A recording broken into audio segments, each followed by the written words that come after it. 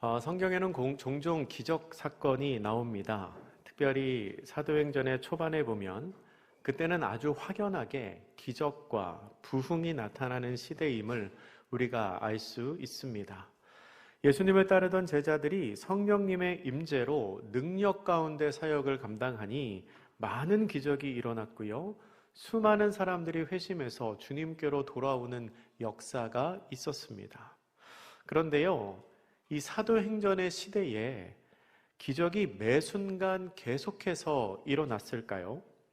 아니요, 그렇지는 않습니다. 표적과 기사는요, 선택적으로 일어납니다. 분명히 기적이 많이 일어나는 시대였는데, 그런데 사람들이 원하는 모든 순간에 기적이 일어나지는 않습니다. 예를 들어서 감옥에 갇혔던 베드로는 기적적인 방법으로 감옥을 나옵니다. 그런데 스데반 집사는 설교한 후에 분노한 군중들의 돌에 맞아서 죽습니다. 기적과 표적이 늘 일어났다면 사람들이 돌을 들어서 스데반을 치려고 할 때 그 순간 돌이 비둘기로 바뀐다던가, 아니면 던지는 것마다 다 비껴나간다던가, 아니면 돌을 아무리 맞아도 죽지 않는다던가 해야 하지 않겠습니까? 근데 그런 일은 일어나지 않습니다. 바울은 어떻습니까? 바울은 죽었던 사람을 살렸던 능력의 사도였습니다. 병든 사람을 고치는 능력의 사도였지요. 근데 바울은 아이러니하게도 자기 자신의 병은 못 고칩니다. 자신의 몸에 있는 육체의 가시를 떠나가기 위해서 3번이나 간절하게 기도했지만 결국 하나님께서는 그 기도를 들어주시지 않습니다. 왜 그럴까요? 분명히 하나님의 역사가, 하나님의 권능이, 하나님의 기적이 충만하게 임하던 시대였는데 왜 어떤 경우에는 기적이 일어나고 왜 어떤 경우에는 기적이 안 일어날까요? 그것은 그 기적이 표적이기 때문에 그렇습니다. 표적. 표적은 헬라어로 세메이온이라고 합니다. 이 세메이온, 표적은 일반적인 기적이 아닙니다. 그것은 행하시는 이가 하나님이심을 알게 하는 기적입니다. 다르게 말하면 표적은 창조주 하나님과 구원자이신 예수 그리스도를 드러내기 위한 기적입니다. 우리가 여기까지 이해한다면 왜 언제는 기적이 일어나고 왜 언제는 기적이 일어나지 않는지를 이해할 수 있습니다. 하나님께서는 어느 때는 기적이 일어나는 것을 통해서 하나님의 뜻을 알게 하시고요. 어느 때는 기적이 일어나지 않는 것을 통해서 하나님의 뜻을 알게 하십니다. 우리의 눈에는 그것이 성공과 실패로 보일지 몰라도 그 일을 통해서 세상이 하나님을 알게 되고 하나님께서 영광을 받으신다면 그 모든 일이 표적이 되는 것입니다. 베드로가 감옥에서 기적적으로 나오게 된 것도 하나님의 표적이고, 그리고 스데반이 돌에 맞아 죽은 것도 하나님의 표적이라는 겁니다. 그 사실을 알았던 사도 바울은 빌립보서 1장 20절과 21절에서 이렇게 고백합니다. 살든지 죽든지 내 몸에서 그리스도가 존귀하게 되게 하려 하나니 이는 내게 사는 것이 그리스도니 죽는 것도 유익함이라. 아멘. 살고 죽는 것이 중요한 게 아니라 그 일을 통해서 예수 그리스도를 바라보게 하는 것이 중요하다는 겁니다. 다시 한번 정리하면 표적은 하나님을 바라보게 만드는 기적입니다. 사도행전에 나오는 사도들은 하나님을 바라보게 만드는 기적으로서 표적을 행했던 사람들입니다. 그런데 우리가 읽은 오늘 본문에는 이 표적으로서의 기적을 잘못 이해한 사람들이 나옵니다. 그들은 눈앞에 놀라운 기적이 나타나는 것을 보면서 경배할 대상을 찾습니다. 기적이 일어났는데 도대체 이게 어디에서부터 온 거야? 라고 말하며 그 경배할 대상을 찾는데 번지수를 잘못 짚었습니다. 경배할 대상을 오해했습니다. 바울과 바나바는 루스드라에서 발을 쓰지 못하는 한 사람이 앉아 있는 것을 봅니다.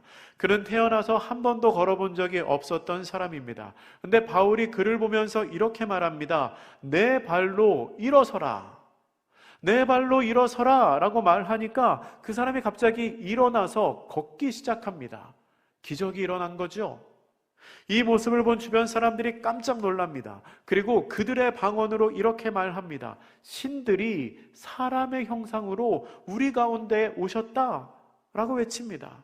바나바를 향하여서는 제우스라고 말하고요, 바울을 향하여서는 헤르메스라고 말합니다. 그러더니 바울과 바나바를 향하여 제사를 드리려고 합니다.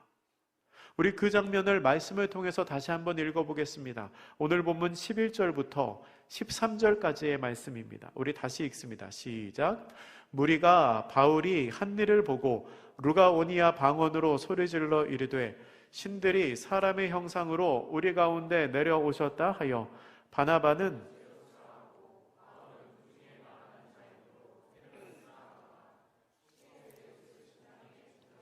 소와 화환들을 가지고 대문 앞에 와서 무리와 함께 제사하고자 하니. 아멘. 그들은 굉장히 적극적입니다. 적극적이다 못해서 좀 무섭게 느껴집니다. 기적이 일어나는 것을 보자마자 제사를 드리겠다고 달려옵니다. 루스드라 사람들이 왜 이런 적극적인 반응을 보였을까요? 초대교회 시기에 활동하던 시인인 오비디우스의 작품 변용이라는 책에 보면 그 지방, 그 지역에 오래된 전설이 하나 전해져 내려옵니다. 무슨 전설이냐? 어느 날 제우스와 그의 아들 헤르메스가 사람의 모습으로 변장을 하고 그 동네에 왔습니다. 머물 곳을 찾아서 이 집 저 집에 가서 물어보지만 사람들이 다 거절합니다. 빈방 없습니다. 그러는 것처럼 거절해요. 그러던 중에 어떤 한 초라한 오두막에서 머물게 되었습니다. 그 집 주인은 가난한 사람이었지만 그 변장한 신들을 환영을 했고, 비록 볼품없는 음식이었지만 그들에게 음식과 잠자리를 제공을 해줬습니다.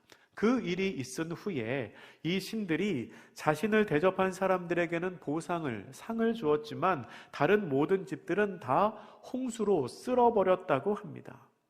루스드라 사람들은 이 전설을 알고 있었습니다. 그리고 혹시라도 그런 화가 우리에게 미치지 않게 하려고 제우스와 헤르메스의 현현으로 생각된 이 사람들에게 최선을 다해서 우리가 섬겨야겠다라는 마음으로 제사를 드리려고 했던 것입니다. 전후 사정을 몰랐던 바울과 바나바는 저 사람이 도대체 뭘 하는 것인가 궁금했을 것 같습니다. 말도 잘 통하지 않으니까 도대체 뭘 하려고 하는지 잘 감을 못 잡았겠죠. 그런데 가만히 보니까 뭔가 상황이 심상치가 않습니다. 급기야는 마을 바깥에 있던 제우스 신전에 있던 제사장이 소를 끌고 오고 화환을 가지고 오는 게 보였습니다. 그제서야 바울과 바나바는 뭔가 일이 잘못되고 있다는 것을 깨달았을 겁니다. 너무나 당황했지요. 왜냐하면 이 사람들이 지금 뭔가 제사를 드리려고 하는데 그 제사는 자기들이 받을 제사가 아니었기 때문입니다. 루스드라 사람들도 그랬지만 보통의 사람들은 기적이 일어나면 그 기적을 행한 주체가 높임을 받아야 한다고 생각합니다. 그건 너무나 당연한 일이지요. 예를 들어 내가 어떤 성과를 냈으면 그 성과에 대한 보상을 내가 받는 게 당연하지 않습니까? 내가 좋은 실적을 냈으면 그 실적에 대한 이익을 내가 가져가는 게 당연하죠. 그러한 논리로 지금까지 태어나서 한 번도 걷지 못했던 사람을 걷게 만든 기적을 베푼 저 사람들, 저 바울과 바나바에게 제사를 드리려고 했던 것은 그들의 상식으로는 당연한 일이었습니다. 그런데요, 그 사람들이 모르고 있는 게 있습니다. 그게 뭐냐면 바울과 바나바가 베풀었던 기적은 사실은 표적이라는 사실입니다. 말씀드린 것처럼 표적은 하나님을 드러나게 하는 기적입니다.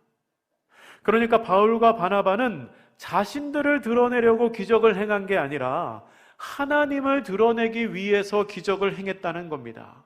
정확히 말하면 하나님께서 주신 능력으로 하나님이 행하시는 기적의 통로가 되었을 뿐이지요.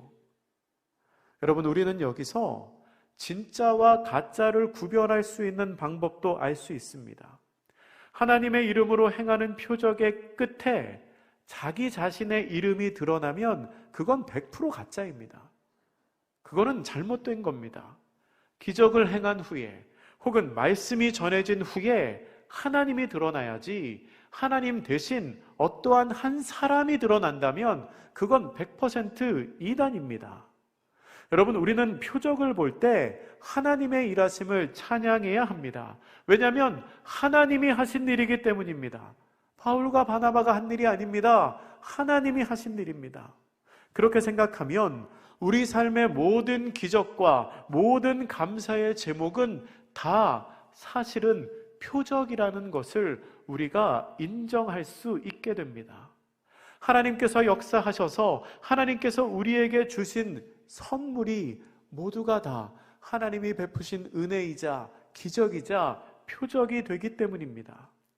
크리스천 연예인이나 운동선수가 상을 받았을 때 수상소감으로 이렇게 말하는 거 들어보셨을 겁니다. 하나님께 영광을 올려드립니다. 혹은 하나님께 감사합니다 라고 소감을 말하는 경우가 있지요.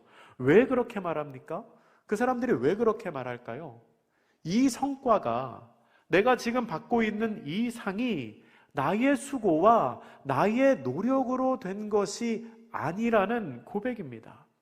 내가 여기까지 온 것이 나의 수고와 나의 노력 때문에 된 것이 아니라 하나님의 은혜이고 하나님의 기적으로 여기까지 왔다는 고백입니다. 하나님께서 내 삶에 기적을 베푸셨다는 고백이지요. 하나님께서 나를 사용하셔서 이 상을 받게 하셨다는 고백입니다. 그렇기 때문에 하나님께서 나를 통하여 영광을 드러내는 도구로 삼으셨기 때문에 내가 하나님께 감사하고 내가 하나님께 영광을 올려드리고 이 일을 하나님이 하셨습니다라고 고백하는 것이 당연한 고백이라는 겁니다. 여러분, 우리도 그러면 좋겠습니다. 주님, 내 삶의 성과가 내 것이 아닙니다. 하나님의 기적입니다. 내가 칭찬받을 게 아닙니다. 하나님이 하신 일입니다 라고 고백하며 하나님께 영광 돌릴 수 있기를 바랍니다. 자신들을 향하여 제사를 드리려고 하는 사람들에게 바울과 바나바는 이렇게 반응하고 있습니다. 우리 오늘 본문 14절과 15절 말씀 같이 읽겠습니다. 시작. 두 사도 바나바와 바울이 듣고 옷을 찢고 무리 가운데 뛰어 들어가서 소리질러 이르되 여러분이여 어찌하여 이러한 일을 하느냐? 우리도 여러분과 같은 성정을 가진 사람이라. 여러분에게 복음을 전하는 것은 이런 헛된 일을 버리고 천지와 바다와 그 가운데 만물을 지으시고 살아계신 하나님께로 돌아오게 함이라. 아멘. 바울은 사람들의 반응을 보고 옷을 찢습니다. 이 옷을 찢는다는 것은 황망하고 안타까울 때에 유대인들이 하는 행동입니다. 그리고 무리 가운데 뛰어들어가서 소리를 지릅니다. 뭐라고 소리를 지릅니까? 어찌하여 이러한 일을 합니까? 우리도 여러분들과 똑같은 사람입니다. 그러면서 그곳 사람들에게 하나님에 관한 이야기를 합니다. 오늘 본문 15절부터 17절까지 이어지는 바울의 설교는 사도행전에서 순수하게 이방인인 청중을 대상으로 하는 거의 유일한 설교라고 볼 수 있습니다. 이들은 유대인들과는 전혀 다른 문화적인 배경에서 살던 사람들입니다. 언어도 달랐고요. 학문이 높은 사람들도 아니었습니다. 그런 청중들에게 바울은 그들이 이해할 수 있는 방식으로 복음을 설명합니다. 그들이 이해할 수 있는 방식으로 하나님에 관해서 이야기를 합니다. 바울은 자연계시, 그러니까 우주의 섭리적인 근거부터 말씀을 시작해서 그들에게 우상을 버리고 하나님께 돌아와야 한다고 이야기하고 있습니다. 바울의 말을 다시 되짚어보면 이렇습니다. 15절의 하반절에 이렇게 기록합니다. 여러분에게 복음을 전하는 것은 이런 헛된 일을 버리고 천지와 바다와 그 가운데 만물을 지으시고 살아계신 하나님께로 돌아오게 함이라. 아멘. 바울은 이렇게 그들을 설득하고 있습니다. 이런 헛된 일, 그러니까 우상 숭배하고 제사 지내는 이런 헛된 일을 버리고 당신들에게 복음을 전하려고 하는데 우리에게 이런 헛된 일, 제사를 드리려고 하면은 어떡합니까? 라고 말합니다. 그리고 바울은 자신의 목적을 분명히 이렇게 말하고 있습니다. 우리가 표적을 행하며 복음을 전한 것은 당신들로 하여금 살아계신 하나님께 돌아오게 하려고 하는 것입니다 라고 말합니다. 여러분, 이것이 핵심입니다. 하나님께서 기적을 허락하신 이유는 그들을 하나님께로 돌아오게 하기 위해서입니다. 바울이 하는 모든 사역의 목적은 모든 사람들이 하나님께로 돌아오는 것이었습니다. 바울은 말합니다. 이런 헛된 일을 버리고 천지와 바다와 그 가운데 만물을 지으시고 살아계신 하나님께로 돌아오십시오. 여러분, 우리는 헛된 일을 버리고 하나님께로 돌아가야 합니다. 그리고 우리 주변에 아직도 헛된 일에 빠져 있는 사람들을 하나님께 돌아올 수 있도록 우리가 이끌어야 합니다. 지금 여러분 VIP 전도에 힘쓰고 계시지 않습니까? 3월 내내 전도에 관한 설교를 듣고 또 전도를 위한 착한 행동을 하고 계시지 않습니까? 왜 그렇게 합니까? 하나님께 돌아오게 하려고 하는 것입니다. 하나님께 돌아와야 할 그 한 사람, 그 한 사람을 하나님께로 돌이키기 위해 우리가 그렇게 애쓰고 있는 것입니다. 바울은 16절과 17절 말씀에서 놀라운 이야기를 합니다. 우리 16절과 17절도 같이 읽어보겠습니다. 시작. 하나님이 지나간 세대에는 모든 민족으로 자기들의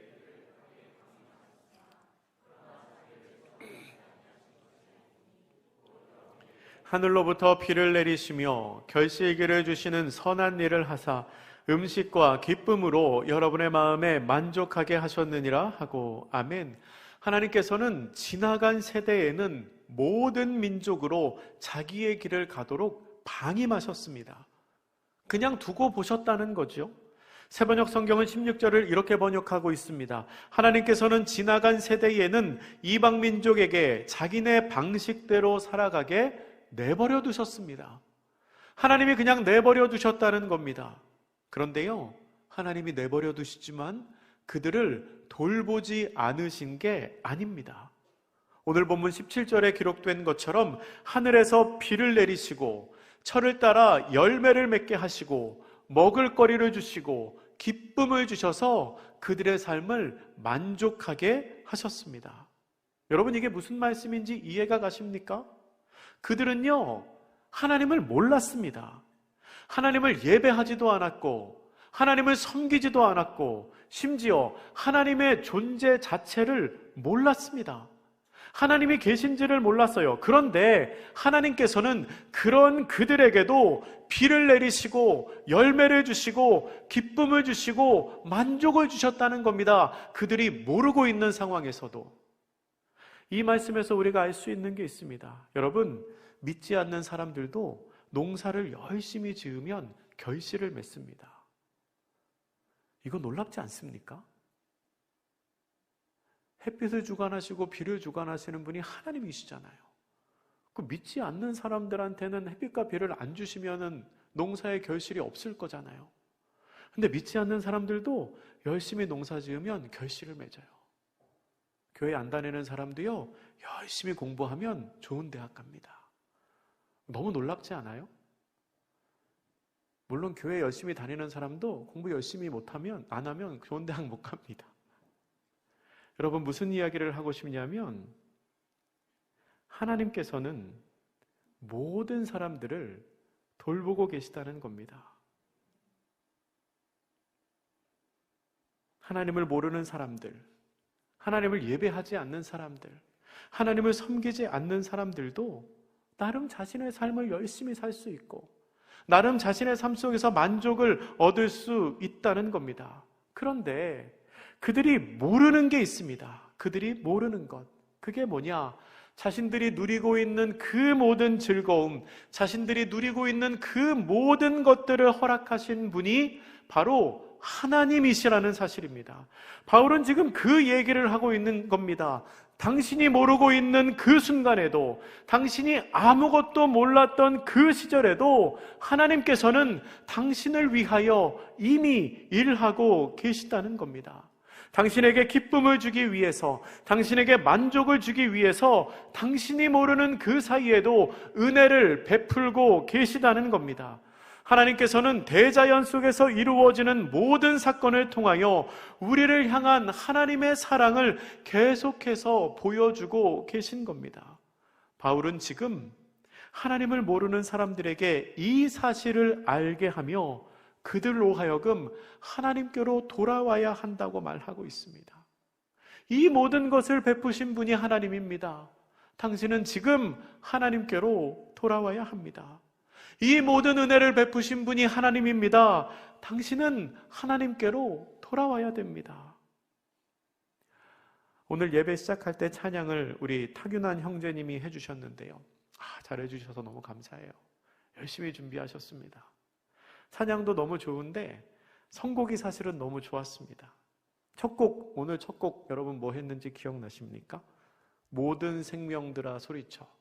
모든 생명들아 소리쳐. 사실 제가 요청하지 않았는데 우리 타균환 형제님이 오늘 설교와 딱 맞는 곡을 선곡을 해서 이렇게 불러주셨어요. 같이 찬양하게 하셨어요. 너무 감사한 마음입니다. 그 찬양의 후렴 가사가 이렇게 됩니다. 모든 찬양과 모든 영광을 받기에 합당하시니 주의 보좌 앞에 모든이 꿇어 경배드리리. 온 하늘과 숨쉬는 모든 생명들아 소리쳐 아름답고 위대하신 주 우리 주를 찬양해. 아멘. 여러분, 오늘 본문에서 바울이 외치고 있는 외침이 바로 이 고백입니다. 이 고백. 우리에게 모든 은혜를 베풀어 주신 분이 바로 하나님이시라는 겁니다. 바울은 이 설교를요 점잖게 하지 않았습니다. 오늘 본문 14절에 어떤 표현이 나옵니까? 소리질러 이르되, 그렇게 말하죠. 소리질러 이르되, 소리질러서 외쳤습니다. 천지와 바다와 그 가운데 만물을 지으신 살아계신 하나님께 돌아오라, 돌아오라. 더 크게 하고 싶은데 돌아오라, 바울이 외쳤습니다. 우리 하나님은 모든 생명이 소리쳐서 찬양해야 할 위대하신 하나님이시라는 겁니다. 여러분, 우리는 바울처럼 소리질러야 합니다. 바울처럼 외쳐야 합니다. 은혜 가운데 살고 있지만 그 은혜의 근원을 모르는 사람들에게 모든 것이 어디에서부터 왔는지를 알려줘야 합니다. 네가 공부를 네가 잘해서 좋은 학교 간 게 아니고, 네가 열심히 해서 좋은 결실을 맺은 게 아니고, 사실은 하나님이 너와 함께 하셨기 때문에, 네가 하나님을 예배하지 않을 때도 하나님이 너를 기억하셨기 때문에 네가 이만큼 살고 있는 거다. 너는 하나님께로 돌아와야 한다 라고 말해야 합니다. 여러분, 이것이 전도입니다. 그리고 그것이 하나님께 영광을 올려드리는 일입니다. 근데 여러분, 이 일은 결코 쉬운 일이 아닙니다. 본문 18절에 보면 바울이 무리를 겨우 말렸다고 기록합니다. 그렇게 소리질러 외친 뒤에야 18절에 이렇게 기록하지요. 이렇게 말하여 겨우 무리를 말려 자기들에게 제사를 못하게 하니라. 제사하는 사람들을 겨우 말렸습니다. 우상에 빠진 사람들을 돌이키기가 이렇게 힘듭니다. 그냥 점잖게 한마디 말해서 멈추게 할 수 있는 일이 아닙니다. 그냥 좋은 말로 해서 교회에 나올 수 있게 하는 게 아닙니다. 삶의 길을 돌이키고 주님께로 나오게 하는 게 참 너무 힘듭니다. 바울도 이렇게 소리치고 외치고 선포하고 그래야 겨우겨우 그들을 말릴 수가 있었습니다. 여러분, 전도할 때 얼마나 힘듭니까? 때로는 맛있는 것도 사주고, 때로는 자존심도 굽히고. 근데 여러분, 그게 사실은 당연합니다. 한 사람의 삶을 바꿀 수 있는 변화가 그렇게 쉽게 일어나는 게 아닙니다. 바울도 겨우 그 일을 감당했지만 우리도 그렇게 해야 합니다. 포기할 수는 없습니다. 왜냐하면 생명이 달린 일이기 때문입니다. 선포하고 외치되 어려운 일이지만 반드시 그렇게 될 것을 믿고 포기하지 않고 그들을 위해 선포해야 합니다. 여러분, 아마존강 아십니까? 아마존강. 남아메리카를 횡단하면서 흐르는 강입니다. 세계에서 수량이, 물의 양이 가장 많은 양입니다. 바다로 흘러들어가는 전 세계 담수의 약 20%가 아마존강에서 나온다고 합니다. 두 번째와 세 번째가 아프리카의 콩고강과 그리고 중국의 양쯔강인데요. 합쳐서 4%라고 합니다. 근데 1등이 혼자 20%니까 그 양이 어마어마한 거죠. 이 강의 크기도 엄청 큽니다. 이 하구에 다다르면 강폭이 355km 정도 된다고 합니다. 상상해 가십니까? 서울에서 대전까지 보통 150km라고 하거든요. 서울에서 대전까지 거리의 2배가 강폭인 겁니다. 그러니까 엄청 큰 거죠. 오래전에 있었던 일입니다. 대항해 시대에 아마존강에서 실제로 있었던 일입니다. 스페인 국적의 배가 대서양을 건너서 아마존강 하구로 들어가서 브라질 내륙으로 들어가는 그 여정으로 운행을 하고 있었습니다. 그런데 대서양을 건너는 중에 폭풍을 만났어요. 폭풍을 만나서 너무 오랜 시간을 바다에서 떠돌게 되었습니다. 겨우겨우 남미 대륙 가까이에 온 것 같기는 한데 이미 식량과 물이 다 떨어졌습니다. 그리고 결국 배에 탔던 사람들은 물을 먹지 못해서 탈수 증상으로 모두 다 숨을 거두었습니다. 그 배에 타고 있던 사람들이 물을 먹지 못해 죽어가는 자신들의 모습을 하루하루 기록으로 남겼습니다. 그리고 나중에 그 배를 발견한 사람들에 의하여 그 죽어갔던 사람들의 사정이 알려지게 되었습니다. 근데 나중에 그 배를 발견한 사람들은 그 기록을 보고 안타까워서 어쩔 줄을 몰랐습니다. 왜냐하면 그 배는 이미 아마존 강에 들어와 있었기 때문입니다. 이미 아마존 강에 들어와 있었습니다. 근데 강폭이 너무나 넓으니까 여기가 바다인지 강인지 구분이 안 된 겁니다. 그런데 그들이 강에 있었기 때문에 당연히 그들이 타고 있던 배를 둘러싸고 있는 물은 다 마셔도 되는 물이었습니다. 강물이었어요. 담수였습니다. 근데 그거를 모르고 계속 바다에 있는 줄 알고 물이 그렇게 많은데도 목말라서 그 배에 있던 사람들이 다 죽어갔던 것입니다. 만약에 그 배에 타고 있던 사람들 중에 단 한 사람이라도 여기가 바다가 아니라 강이라는 걸 알았다면 그 배에 타고 있던 사람들은 다 죽지 않았을 겁니다. 그리고 혹여라도 그 배가 강에 떠 있을 때 지나가는 배가 있어서 그 지나가는 배가 사실은 여기는 강입니다. 여기 있는 물은 다 마셔도 됩니다. 라고 말해줬다면 그 사람들 죽지 않았을 겁니다. 여러분, 우리가 해야 하는 전도가 바로 이런 겁니다. 아무것도 아닌 게 아닙니다. 하면은 좋고 안 하면 본전이고 그런 게 아닙니다. 전도는 사람을 살리는 일입니다. 우리에게는 너무나 익숙한 그리스도로 말미암은 구원이 어떤 사람에게는 너무나 낯선 이야기가 될 수 있습니다. 그 사람에게 생명의 길이 여기에 있다고 말하는 것이 전도입니다. 강 한가운데 있으면서도 마실 물이 없다고 괴로워하는 사람들에게 여기 이 물을 마시라고, 이 물을 마시면 살 수 있다고 말해주는 것, 그것이 우리가 감당해야 하는 전도입니다. 이 세상에서 방황하고 있는 사람들, 그대로 있으면 죽을 수밖에 없는 사람들에게 생명의 길이 여기 있으니 이곳으로 와보라고 말하는 것이 전도입니다. 여러분, 모르는 사람은 모르고 있다는 사실조차 모릅니다. 아는 사람이 알려줘야 합니다.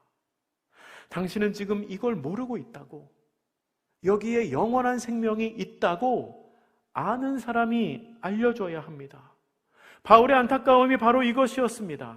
루스드라에 있던 사람들은 바울을 만나기 전에도 그냥 자기네들끼리 나름 잘 살고 있었을 겁니다.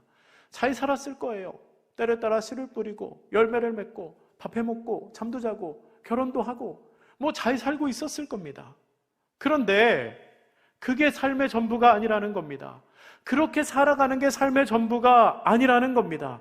그들은 자신들에게 비를 내리고 결실을 얻게 하고 즐겁고 행복하게 살 수 있도록 도우시는 분이 있다는 사실조차 모르고 있었습니다.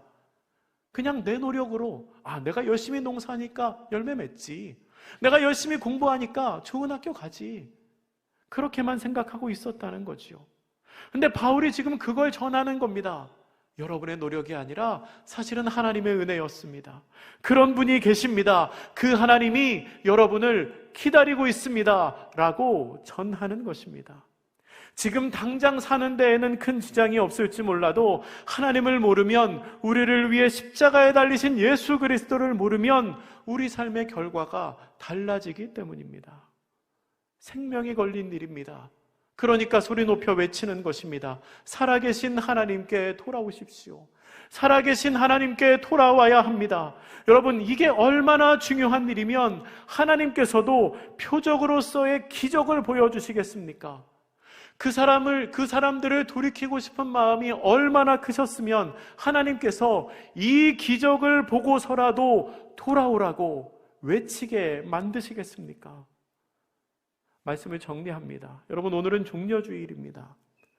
이번 한 주간을 성도들은 고난주간으로 보냅니다. 예수님께서는 우리를 구원하시기 위해 몸으로 고난을 당하시며 십자가의 길을 걸어가셨습니다. 그리고 돌아가셨습니다. 그런데 그 죽음이 끝이 아닙니다. 예수님은 부활하셨고 사망 권세를 이기시고 승리하셨습니다. 예수님께서 사망의 권세를 이기시고 승리하셨기에 그 승리하신 그리스도를 믿을 때에 우리도 승리할 수 있습니다. 그 승리하신 그리스도께서 우리에게 영원한 생명을 주십니다. 여러분은 이 사실을 알고 있는 사람들입니다. 아는 사람은 모르는 사람한테 알려줘야 됩니다. 왜요? 모르는 사람은 모른다는 것도 모릅니다. 그래서 아는 사람이 알려줘야 합니다. 제가 얼마 전에 보니까 그 어떤 휴대폰 대리점에서 그 아이폰 15 프로 자급제 공기계 새 제품, 이거를 20만 원에 팔더라고요. 그리고 애플워치 9, 이것도 새 제품, 이거 5만 원에 팔더라고요. 어딘지 궁금하십니까? 뻥입니다, 여러분. 뻥이에요. 솔깃하셨나요? 마음이 설레고 기쁘셨습니까? 근데 만약에 정말 그렇게 판다면 여러분 어떻게 하시겠어요? 일단 내가 사고 여기 싸게 판다고 전하겠죠. 아니면 10개 사서 리셀을 해야 되나? 여러분, 핸드폰만 싸게 팔아도 이게 얼마나 기쁜 소식입니까? 근데 복음은 그거보다도 더 기쁜 소식입니다. 바울은 세상이 줄 수 있는 그 어떤 것보다도 더 소중한 하나님의 복음을 알았습니다. 그리고 그것을 전하지 않을 수가 없었습니다. 소문내지 않을 수가 없었습니다. 그래서 외치는 겁니다. 살아계신 하나님께로 돌아오십시오. 살아계신 하나님께로 돌아오십시오. 이것은 바울의 외침이지만 또한 우리를 향하신 하나님의 외침입니다.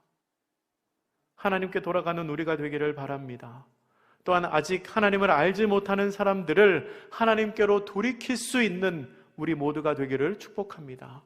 기도하겠습니다. 사랑의 하나님, 바울은 어떤 상황에도 하나님의 이름이 전해지기를 원하며 살아계신 하나님께로 돌아오라고 외쳤습니다. 우리도 그렇게 외칠 수 있는 사람들이 되면 좋겠습니다. 아직 내 주변에 하나님을 모르는 사람이 있다면 하나님으로 말미암은 은혜를 누리고 있지만 그것이 어디에서 왔는지조차 모르는 사람들이 있다면 용기를 내어 살아계신 하나님께로 돌아올 수 있도록 외치는 저희들 되게 하여 주시옵소서. 내가 먼저 하나님께로 돌아가고 또한 다른 이들을 하나님께로 돌이키는 저희들이 되게 하여 주시옵소서. 감사드리며 예수님의 이름으로 기도드립니다. 아멘.